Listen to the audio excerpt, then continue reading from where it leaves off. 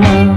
Yiten ömrün saltanatı kalır mı?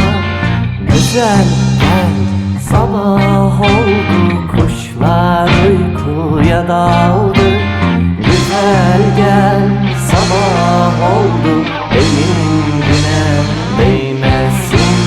Geçmesin geçen güne, senden hayır geçmesin.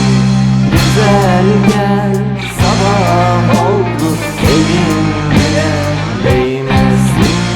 Geçmesin geçen güne, senden hayır geçmesin.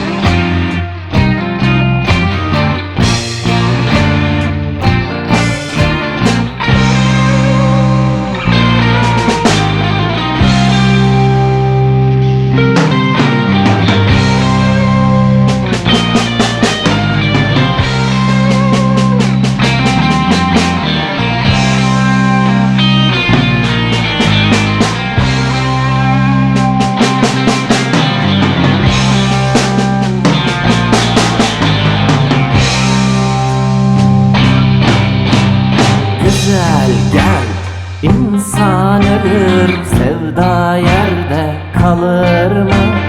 Kalır mı? Gece büyür, gündüz çocuk kalır mı? Güzel gel, aydınlıkta şavka lüzum kalır mı? Güzel gel, sabah oldu, kimse seni görmesin. Geçmesin geçen günün, sana sözü geçmesin. Güzel gel, sabah oldu,